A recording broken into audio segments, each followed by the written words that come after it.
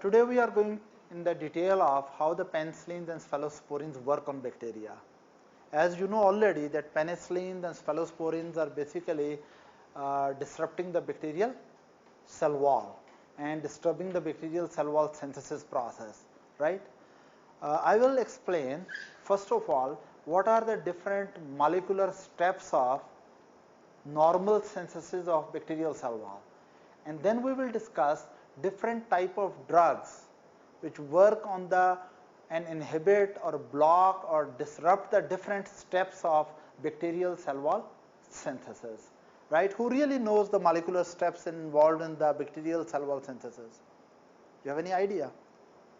You're not interested in bacteria. Human beings are more interested in opposite gender, not in bacteria. No one knows how bacteria synthesize their cell wall from the very basic. Okay, let me do this dirty work. Let's suppose this is gram-positive bacteria and here is bacterial cytoplasmic membrane, right? What is it? Bacterial cytoplasmic membrane. As you know, bacterial cytoplasmic membrane consists of phospholipids. Is that right? And okay, it is like all other membranes, this is a double layer. Am I clear? Bacterial cytoplasmic membrane is a lipid bilayer of phospholipids, right? And outside this, there are bacterial cell wall components. Now, what are the real basic components of the cell wall? Last time I told you that if I make a bacteria here, I told you that outside there are glycan rods. You remember? Backbones, what are these? Sugar backbones, yes, very good. Sugar backbone, right? Glycan, and they are cross-linked with peptides. Is that right? That is what we learned last time. Now I will go into detail of this structure. Is that right? How exactly this structure works. Let me tell you that first I will go into detail of this glycan units, carbohydrate structures. Then I will go into detail of peptide cross-links, right? Actually, these structures are primarily made of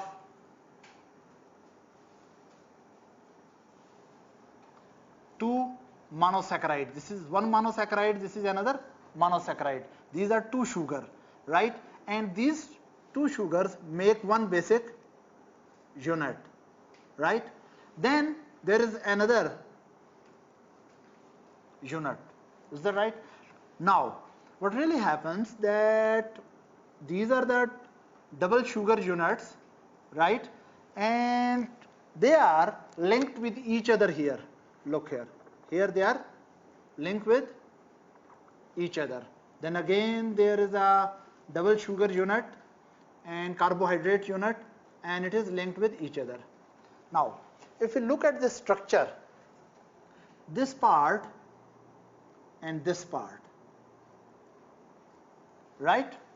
Now this part is basically called, yes, NAM, and this is called NAG. Now let me explain. NAM stands for what? NAM is basically N-acetyl muramic acid. What is it? This stands for N-acetyl, yes, muramic acid. And NAG stands for N-acetyl, yes, glucosamine. Glucosamine. So you can say both of these primary structures are derived from the glucose, basic carbohydrate. Everyone knows about glucose. So in the bacteria, simple monosaccharides, simple glucose units of monosaccharides undergo certain modification and they convert into N-acetyl muramic acid and N-acetyl glucosamine. Is that right? And they are fused together. Along with that, okay,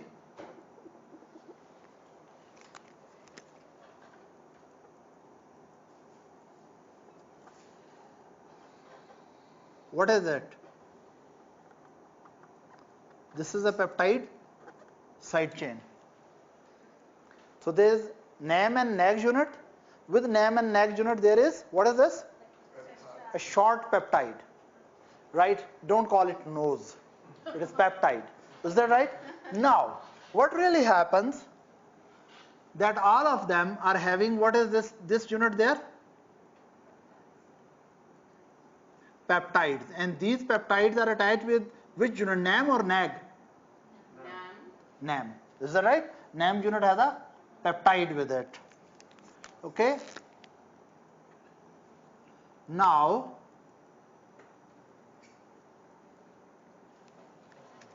actually, this unit, NAM-NAG unit, they are repeating again and again in the cell wall. All this structure which is made by the multiple NAM-NAG repetition, this is called glycan backbone. What are these called? Glycan backbones. So there are glycan backbones, and what are these here? Peptide side chains. Now look, here there are also more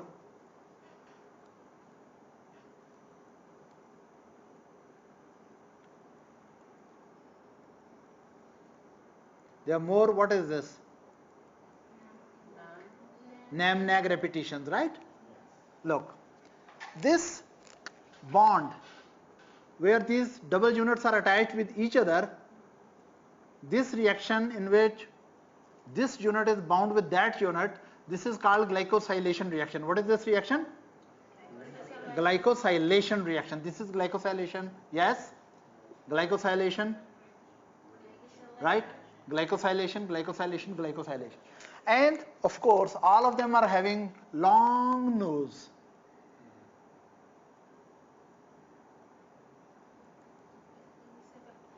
Right?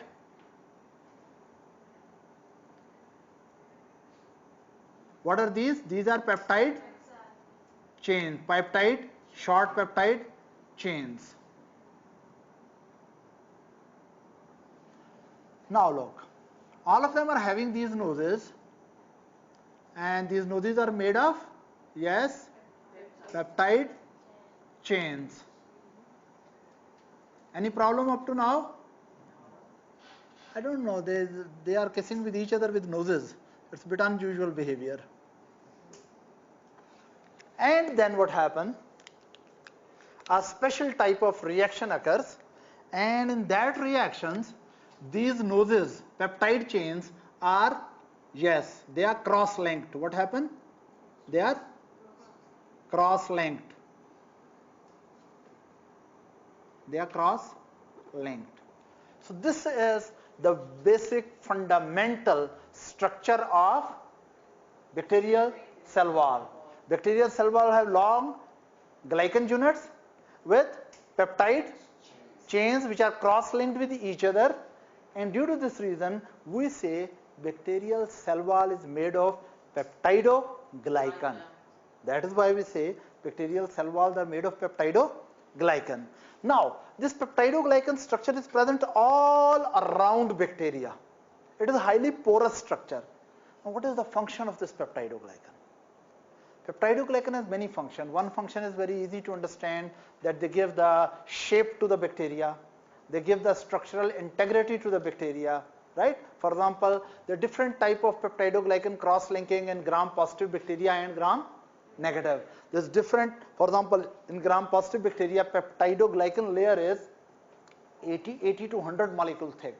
And in gram-negative bacteria, peptidoglycan layer is only 2 to 3 molecules thick. But gram-negative bacteria had an additional outer membrane. Is that right? Now, how the drugs act on this structure. But before I really go for that, I'm interested to tell what is the most important function of the bacterial cell wall. Of course, it determines gram staining also, but why bacteria love to have a cell wall? And why when our drugs destroy the cell wall, bacteria die? It means bacteria, for many bacteria, cell wall is a life and death matter. Why? Why bacteria love to have a healthy cell wall? because there are so many drugs which destroy the bacterial cell wall and bacteria die. Yes, please. Difference is in osmotic pressure between the body and the structure of the... Excellent. He is talking about osmotic pressure. Very good. Let me explain. Actually, when bacteria are newborn bacteria, right? Their cytoplasmic components are not much concentrated. When bacteria is newborn, the cytoplasmic or intracellular components are not much concentrated, right? But as bacteria mature, they concentrate the molecules in their cytoplasm.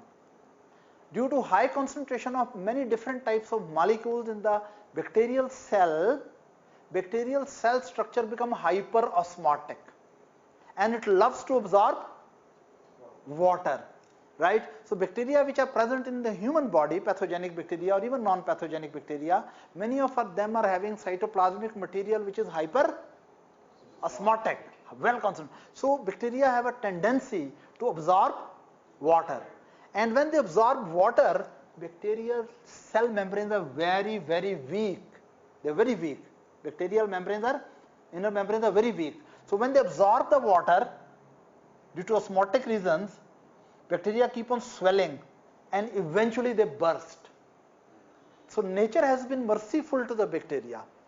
To prevent this osmotic blast of the bacteria, nature has gifted the bacteria with the capability to synthesize, secrete and maintain bacterial cell wall. So cell wall is a semi-rigid structure around it. So when water comes at, it swell a little, but too much swelling and osmotic burst is not allowed in the presence of strong cell wall. Now you can understand when antibiotics like penicillins and cephalosporins and other antibiotics will disrupt the bacterial cell wall, right? And then bacteria absorb the water and they undergo osmotic burst. It's a very ruthless way to kill bacteria, right? Now, we have to see how this cell wall is synthesized within bacteria. Actually, in the bacteria, the very early steps are, in cell wall synthesis are, the first of all, they will make NAM and NAG units. Is that right? For example, here is the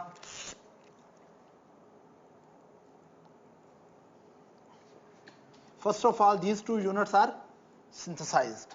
Suppose this is NAM and this is NAG, N-acetylglucosamine and acetylmuramic acid. They are derived from the monosaccharide. Suppose there is monosaccharide here, converted into this, and monosaccharides here, modified into this.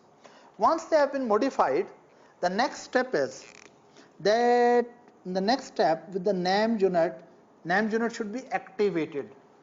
You remember that these units are undergoing polymerization. They are undergoing polymerization, and it's the basic principle in biochemistry. When we have to polymerize the things, we have to polymerize some molecule, we have to activate those molecules. These molecules can be activated by addition of UDP. UDP. What is UDP? Yes, UDP, uridine diphosphate. So what really happens that first of all, the monosaccharides which are converted into NAM and NAG, the NAM and NAG unit bind with the UDP and they become activated. They are willing to react now. Is that right? Then in the next step, we have to develop here special thing. What is that? Nose. We have to get a nose, isn't it? So what really happens in the next step, this NAM unit, we add peptides here. What we add? Peptides. Now peptide, one by one, different enzyme come and add amino acids. What they are adding here? Amino acids. Right? These steps are different steps. Right? This is a short peptide is made on NAM. NAM is still activated by UDP. And now it is getting nosy. Right? And when it is getting peptide nose, it is, again, this peptide short chain is not due to messenger RNA translation. No. The enzymes, one enzyme come, put one amino acid, then another amino acid, then another amino acid. In the end, they put 2 alanine. Anyway, we will not go into that detail. So NAM unit develop a nose. Is that right? After that, these units are taken to where? Cell membrane. In the cell membrane, this is polar molecule, charge molecule. This is also charge molecule. Can they go out through the lipid membrane? No, they are not lipid soluble. So nature is so beautiful and fascinating. There is a very special molecule here. This will, that very big molecule is very lipid soluble. That will wrap around these units and secretly take them out. Is that right? So that unit which can wrap around this, right? We can make it here. Okay, I will write its name. This name is bactoprenol phosphate. What is its name? Bactoprenol phosphate. Right? Now, this molecule is present within the membrane. I think I should make it with different color so that you don't get confused. Within the bacterial membrane, there are special transporters which will take the small components involved in cell wall synthesis outside.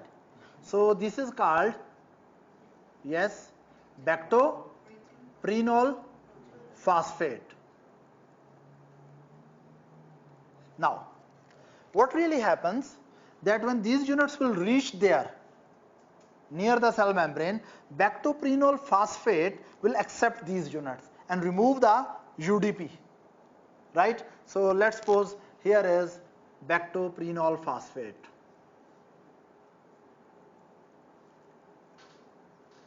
What it is going to do?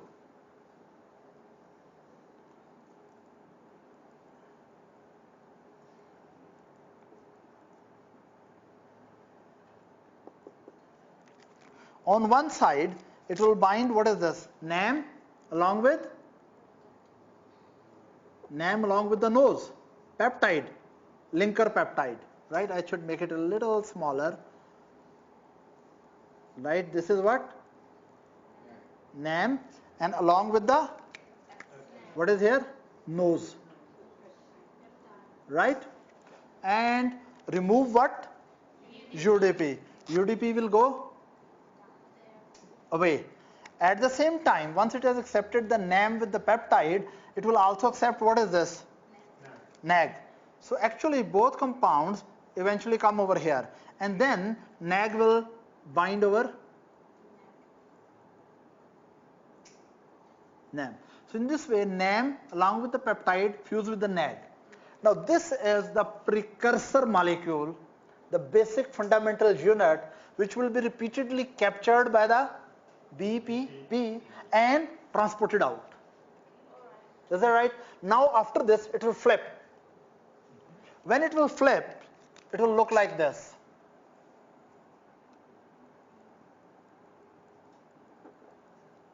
It's very happy it has flipped. Right? And now it has taken what thing out? What is here? NAM. And what is this? NAG. And maybe previously there were already one NAM and NAG. Right? And this was the previous nose. And now this has taken this unit and flipped out here. And there is another nose going there. Right?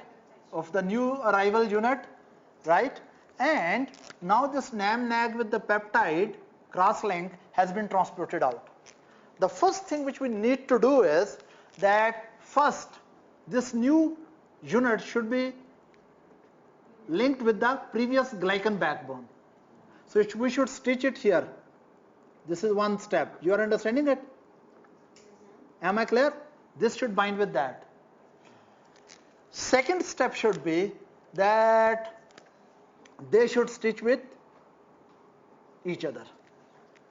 Now, this process in which new unit fuses with the glycan backbone, this is called which reaction? Glycosylation reaction. In this case, the peptide of one unit cross-link with the peptide of other unit, this is called transpeptidase reaction, transpeptidation. So the very important two reactions, I've explained it here. Number one is this. What is this? What is this reaction?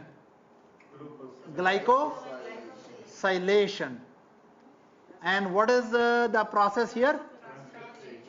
Transpeptidation. Is that right? And what is this?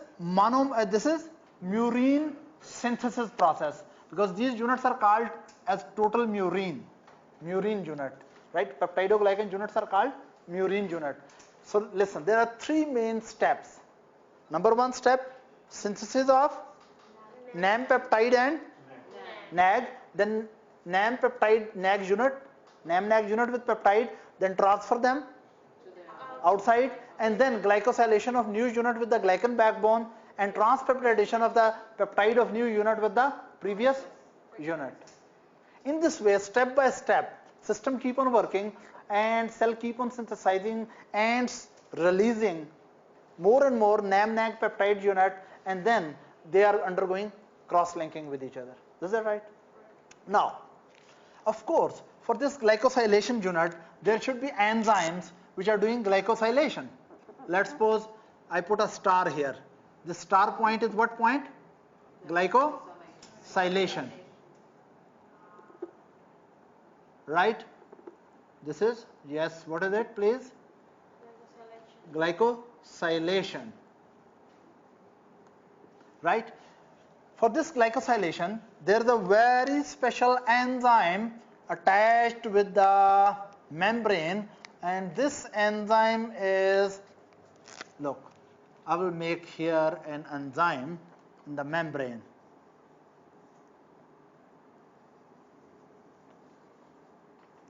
Okay, I'll make it a full star rather.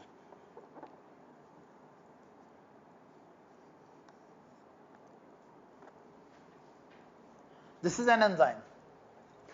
What is the function of this enzyme? To do the glycosylation reaction. Then there is another enzyme here, and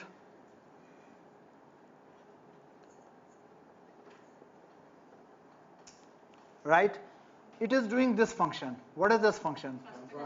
Transpeptidation. Am I clear? No problem? Okay. Once you have understood all of this, now we go one by one. What really happens? I think there's a lot of molecular, we can send a full molecular traffic of drugs to disrupt this system. For example, first of all, we can send the cycle.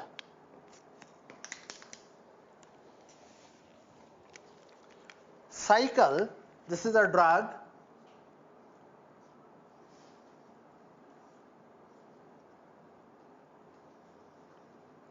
Yes, this drug is coming on the cycle, right? And what it is doing? This drug is primarily disrupting the synthesis of, this point. It breaks the nose. It does not allow the nose to be synthesized. In the presence of this drug, so when you are giving this drug which comes on the cycle, right? If this is present in bacteria, it will not allow the terminal amino acids which are called D-alanine. These amino acids are not bound there. So, in the presence of this drug, they will go without noses, a very little nose. And do you think you like people with the little nose? In the same way, when this unit come out but they have little nose, can you cross-link? No. Can you really make a mechanically strong network? No. And bacteria will undergo osmotic burst. The name of this drug is Cycloserine. What is this drug? Cycloserine. Right? This is the earliest, one of the earliest interaction. Then another way, what we can do? We can disrupt here. Another drug arriving here,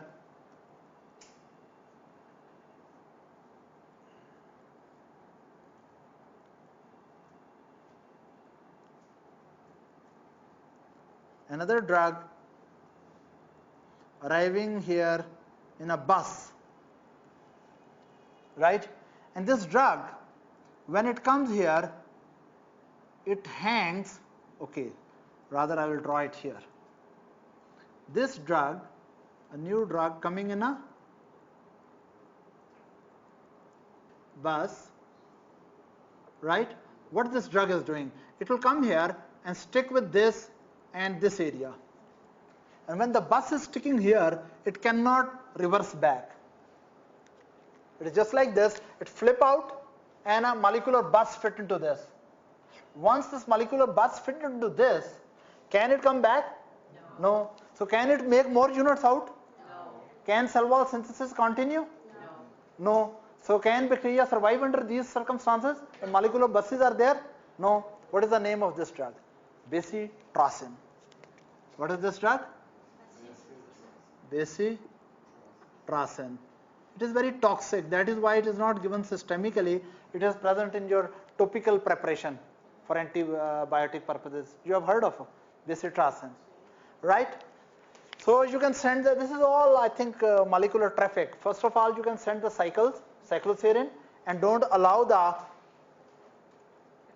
precursor unit to be formed, right? Like peptide chains are not formed. Or you can give the patient, provide the bacteria, expose the bacteria to bacitracins, which inhibit the bactoprenol phosphate to cycle again and again. I will write the name. What is this? Bactoprenol phosphate, right? So it cannot recycle through the membrane, flip in and out, and its function is lost, right? Then we come to the next drug. We can send a van. Cycle has been there, bus has been there, right?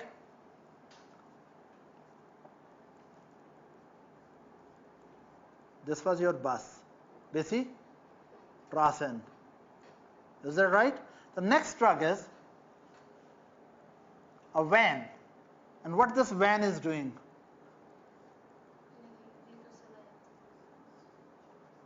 Van stick over here.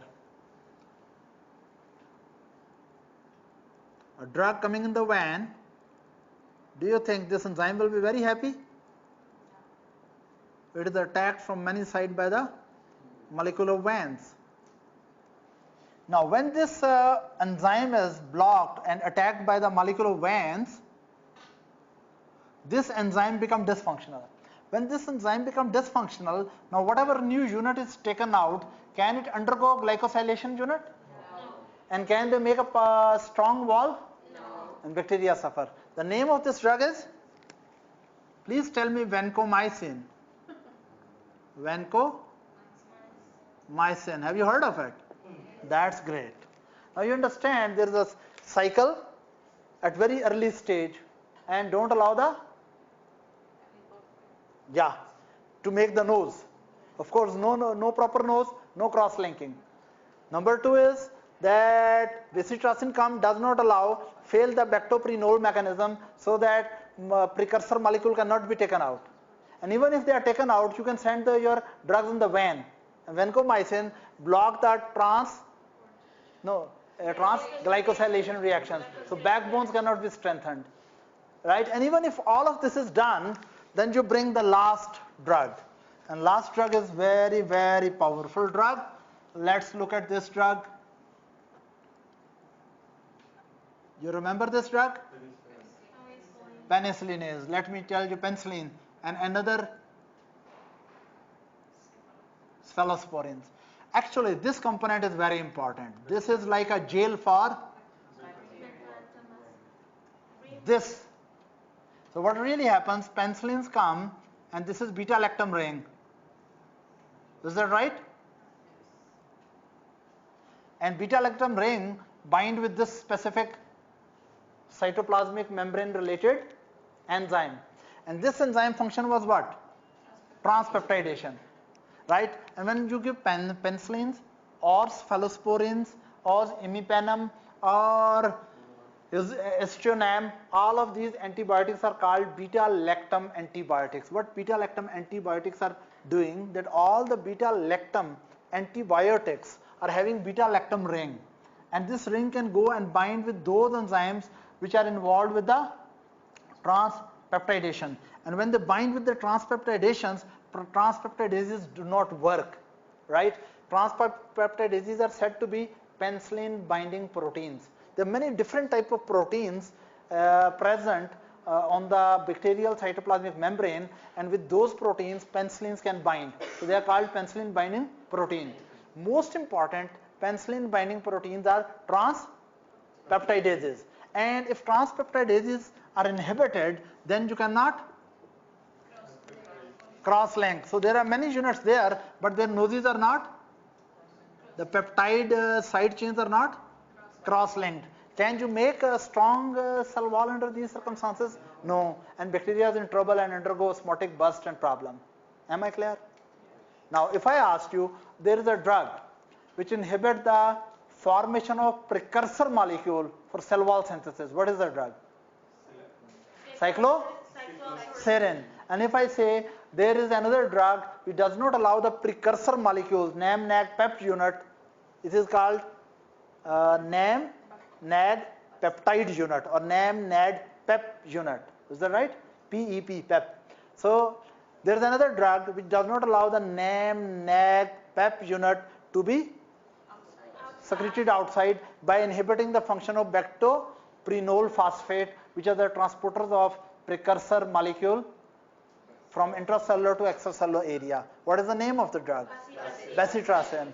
And if I say that NAM, NAG, PEP unit are out, or you can say PEP, NAM, NAG unit are out, but there is a drug which does not allow the new arriving unit to get glycosylations, reactions, and new units, carbohydrate backbones are not stitched with each other or attached with each other. What is the name of the drug? Vancomycin. And if I say that precursor units are synthesized properly, they are transported from intracellular area to extracellular unit properly, and they are glycosylated with the backbone properly, right? Still, we have opportunity to send a new group of drugs which are called beta-lactam antibiotics. They can inhibit which enzyme? Transpeptidases. And transpeptidation is not done, and peptide chains are not cross-linked, and cell wall remain weak, and osmotic burst can occur. Any question up to this? No. Another point which I would love to explain here is that there are many proteins which are present over here, right? Now, let me put a little bit more information in your mind. There is a protein present over here which is called autolysins. What are these called?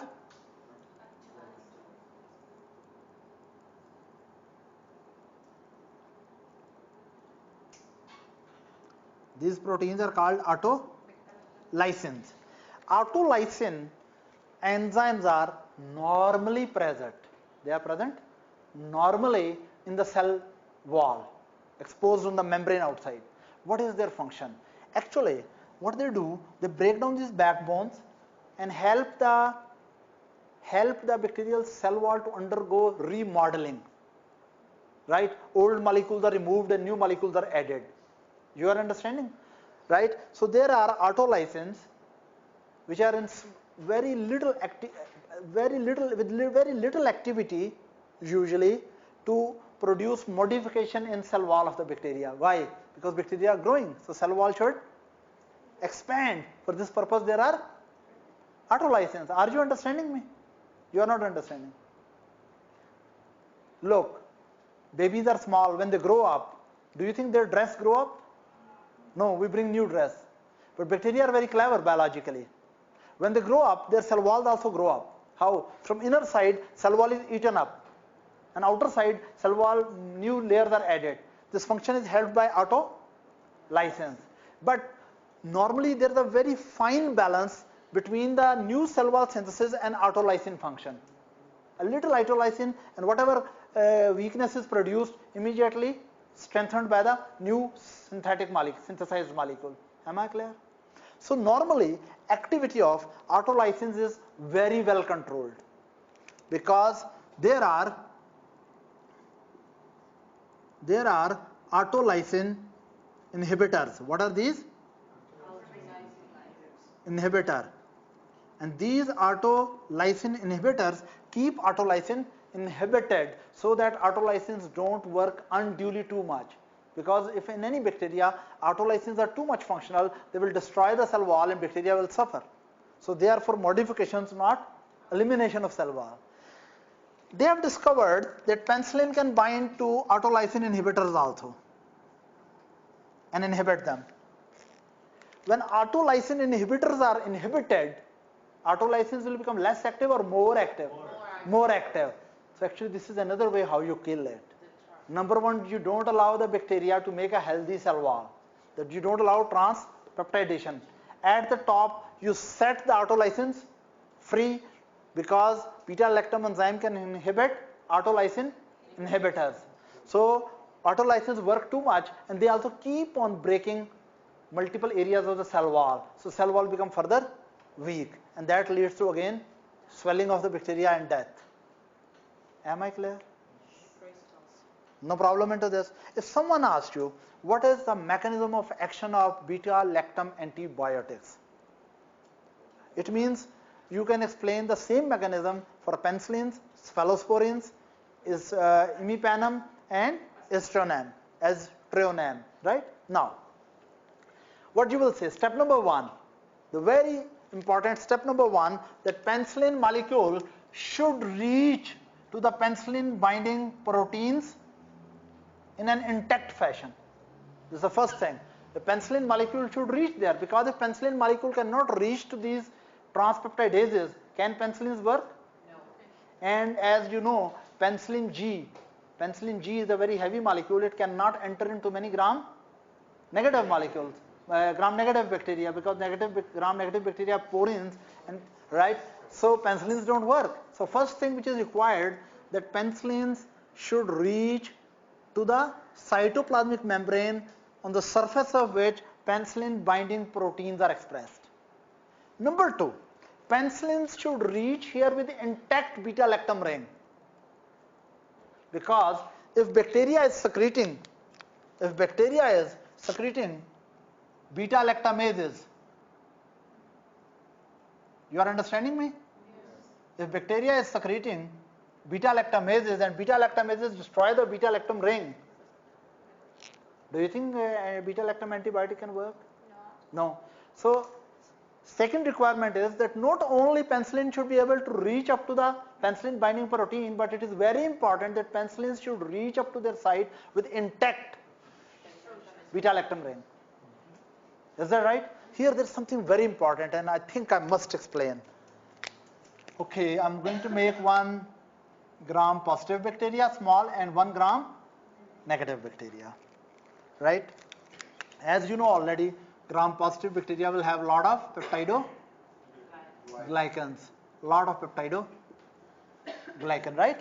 And you know that gram negative bacteria have very little peptidoglycan, but they are having an additional what?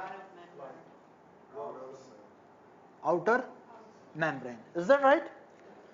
Now, as now you have learned that this is the place where penicillin binding proteins, including which one? Transpeptidases are present, or autolysin inhibitors or other penicillin binding proteins are present. So penicillin have to reach up to this area.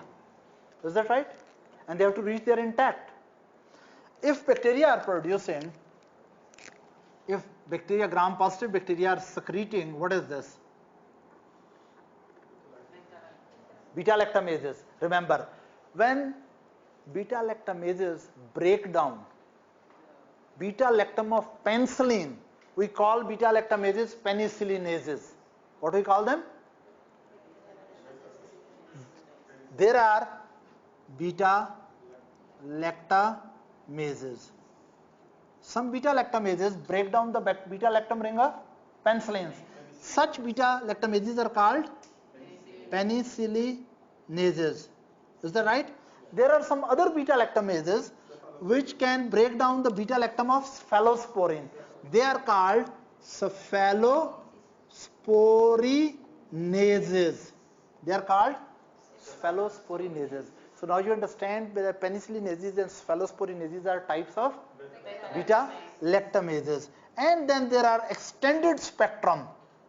There are extended spectrum beta lactamases, because these are very dangerous beta lactamases. They can break down the penicillins as well as they can break down the cephalosporins. So there are three types of beta lactamases. There are penicillinases, there are cephalosporinases, and there are extended spectrum beta lactamases. That is why that if sometimes what happen, a bacteria is only producing penicillinases, so cephalosporins will work well. Sometimes bacteria is producing only cephalosporinases, maybe penicillin can work well, right? But it is less commonly happen like this. Sometimes bacteria is producing extended spectrum beta lactamases, so penicillin and cephalosporins both fail. You are understanding it? Okay. Now come back. The point which I really wanted to highlight is, what is this?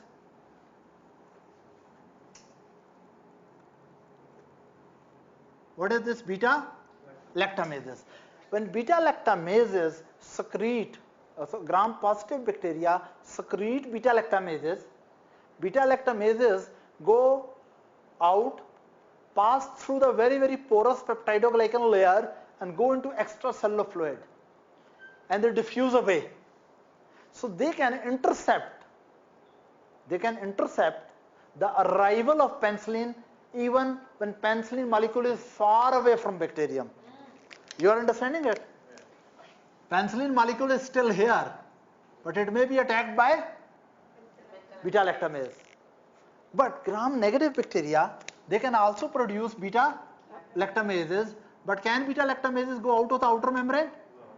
So what happens? They keep on concentrating the beta lactamases in between the outer and inner membrane. This area between the outer and inner membrane is called periplasmic space.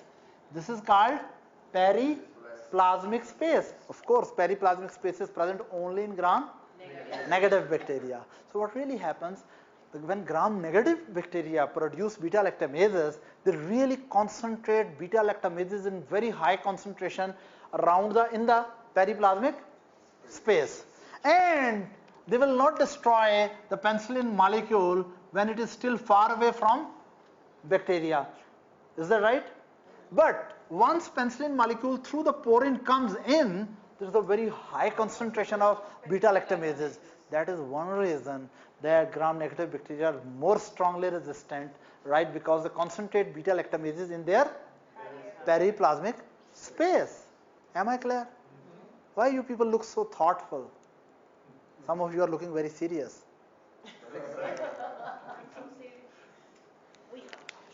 Okay, so what I was telling you about, that we have talked about how the cell wall synthesis inhibitor antibiotics work. Cycloserine inhibit the synthesis of precursor unit. Bacitracin inhibit the transport of precursor unit from intracellular area to extracellular area, and vancomycin does not allow the NAMNAG unit to bind with the already present glycan backbone, and penicillin and cephalosporin and Aztreonam and imipenem does not allow the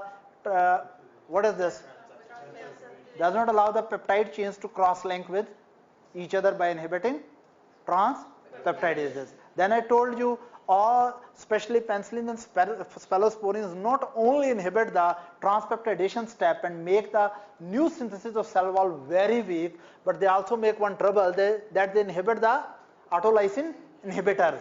So autolysins are overactivated and they start damaging the cell wall.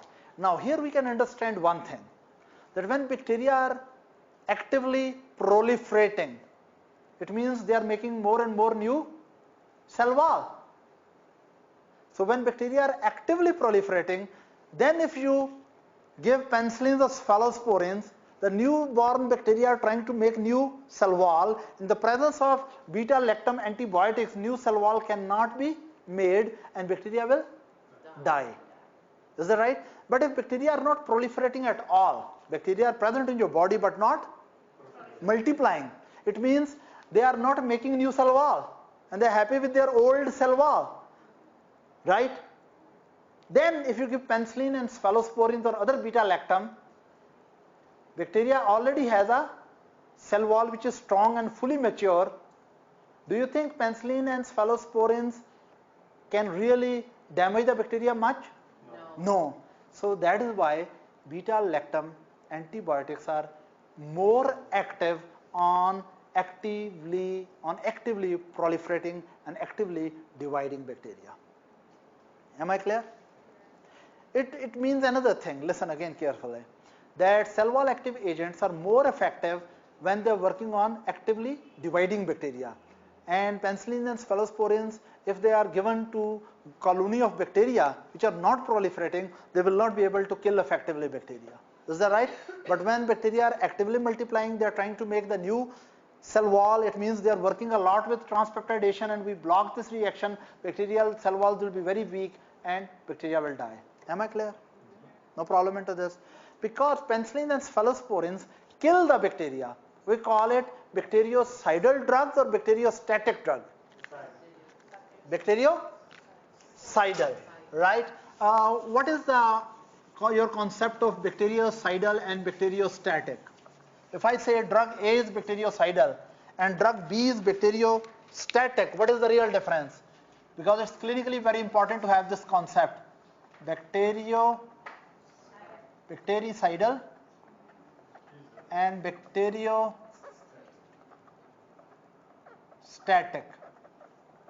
Let's suppose drug A is bactericidal and B is bacteriostatic. Of course, every doctor understands, every good doctor knows bactericidal drugs are those antibiotics which kill the bacteria, and bacteriostatic are those drugs which inhibit the further proliferation of bacteria. This is a concept of a good doctor. But some doctors are great. They have a better concept. What is the better concept? Listen carefully. Better concept is that bacteriostatic drug, bactericidal drug can eradicate the bacteria in the presence of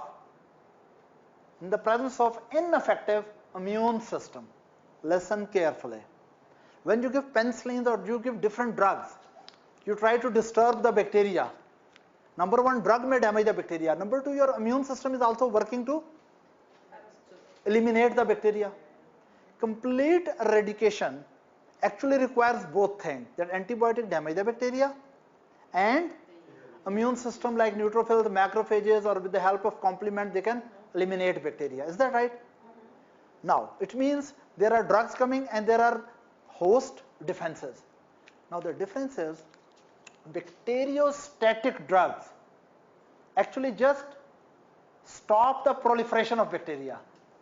But elimination of bacteria is done by your own immune system, patient's own immune system. So it means bacteriostatic drugs can be effective in patients who are immunocompetent. Now you imagine a person who is immunosuppressed due to any reason.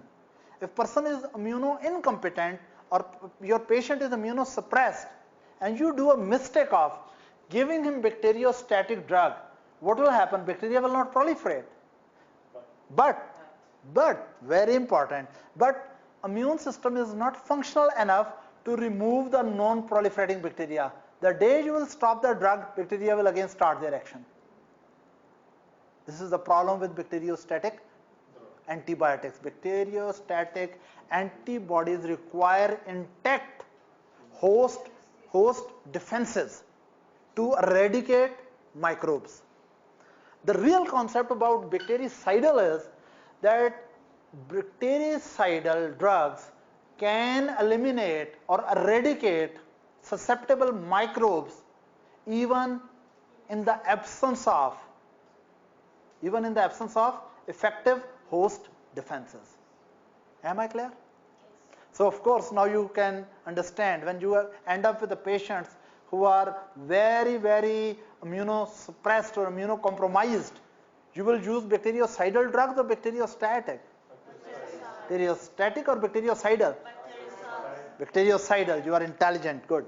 So we should write here a very important statement. Penicillins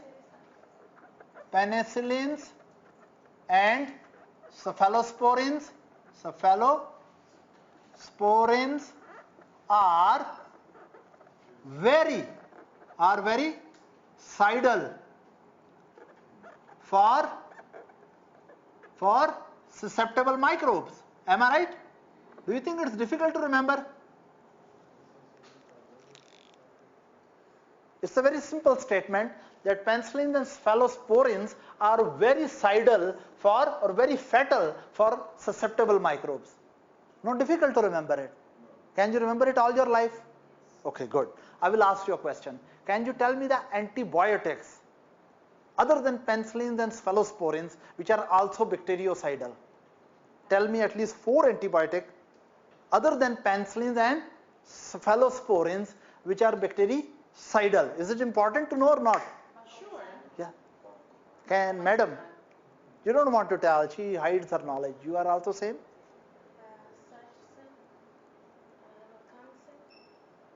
Who will tell me? Drugs, you are doctors, my friends.